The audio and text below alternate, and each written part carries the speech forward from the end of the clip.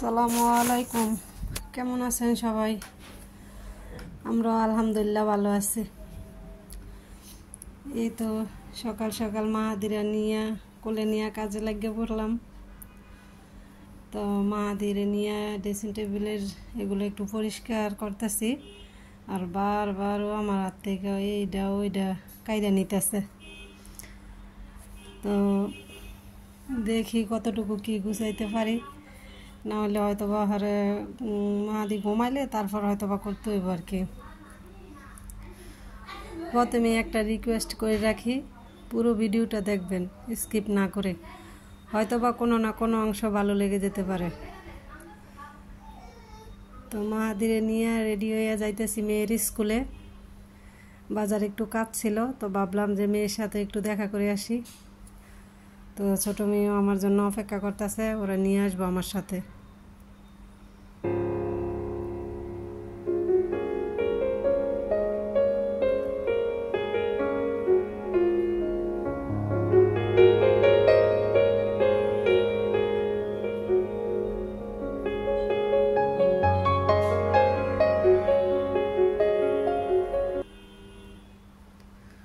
এই যে মাহাদি কিন্তু আইয়া ওর বোনের দেখা পাইয়া গেছে।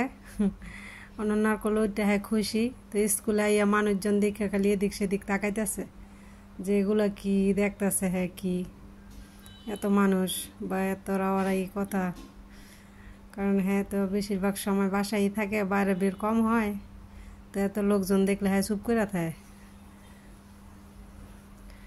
তো আমি আবার অনন্যার কাছে মাহাদিরে রাখা পরে আমার বাজারে একটু কাজ আছে, কাজ করতে যাব।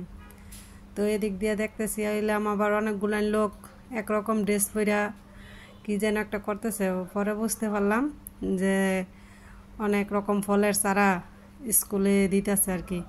তো প্রতি বছরই অনন্যাদের স্কুলে চারা বছরে একবার বা দুইবার দেয় বাড়িতে না লাগানোর জন্য। তো এখন দেখতেছি যে অনেকগুলো লোক হেগো সবার হাতে চারা দিতেছে বাসায় নিয়ে লাগানোর জন্য। তো এখন তো মানুষ গাছপালা কাটটা আর কি পরিবেশের আরও ভারসাম্য নষ্ট হইতেছে। তো গাছ লাগানোর একটা ভালো উদ্যোগ, তো সবার চারা দিয়ে দিতেছে।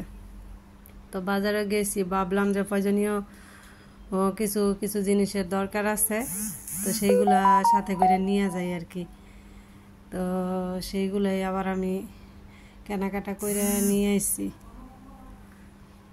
মেয়ের কাছে ছেলের রাখ হয়ে কেনাকাটা করছি, করার পর আবার যে স্কুলতে মাহাদিরে নিয়ে তারপর বাড়িতে আসছি আর কি।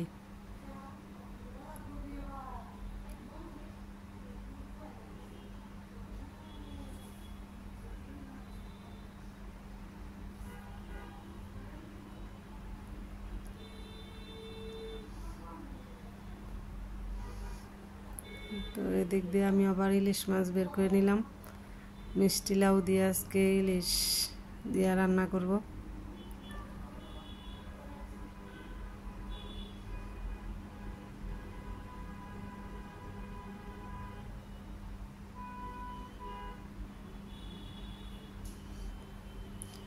সবাই পুরো ভিডিওটা দেখবেন, লাইক করবেন, কমেন্ট করবেন, ভালো লাগলে চ্যানেলটা সাবস্ক্রাইব করে রাখবেন।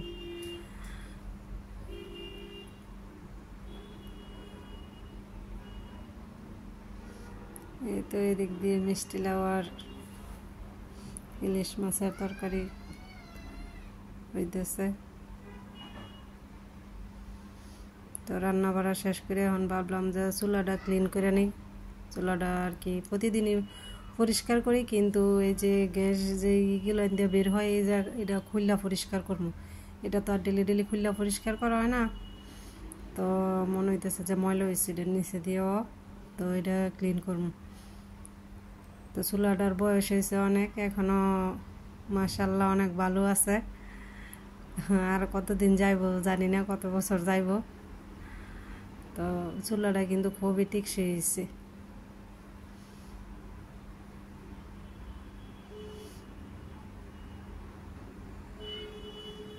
এদিক দিয়ে আমি এগুলো খুললে ক্লিন করে নিলাম যে কীরকম ময়লা পড়ছে নিচে দিয়া। যে আমার চুলাটা ধুইয়া মুচ্ছে একবারে চকচকে চকচকে বানাই লাইছি।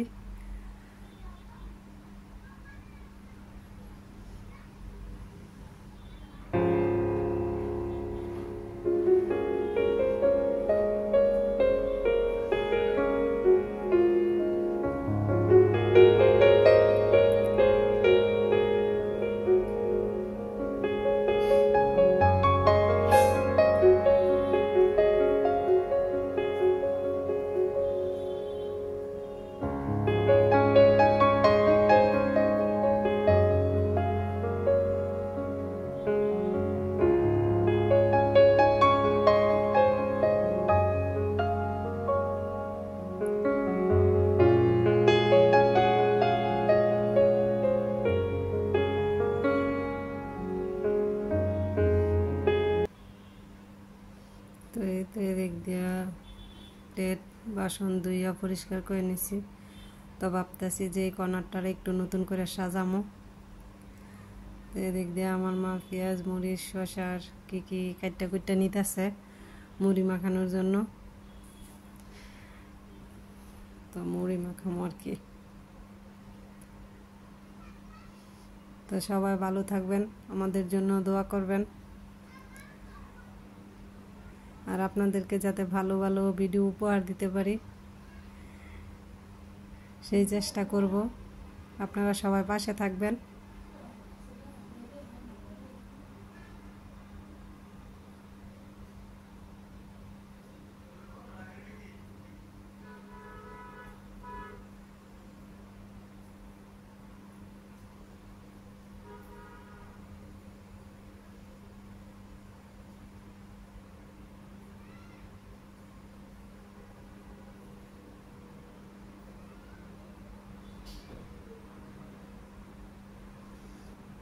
তো এদিক দিয়ে কাটাকুটি শেষ। তো মুড়ি খামো ভাবতেছি পাকঘর থেকে কিসের গন্ধ আসতেছে। তো পাকঘরে যাই দেখি আধা কেজি দুধ বসাই রাখছিলাম, শুকাই একবারে পাতিলের তুলির সাথে লেগে গেছে। তাড়াতাড়ি চুলাটা বন্ধ করলাম, হয়তো বা পাতিলে ফিরে যাইতো।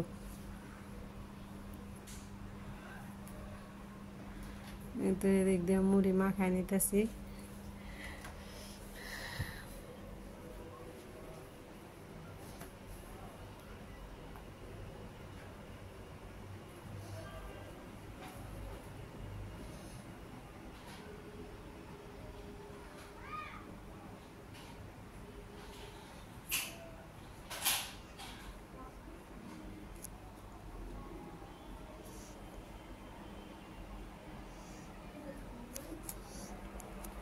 আল্লাহ হাফেজ।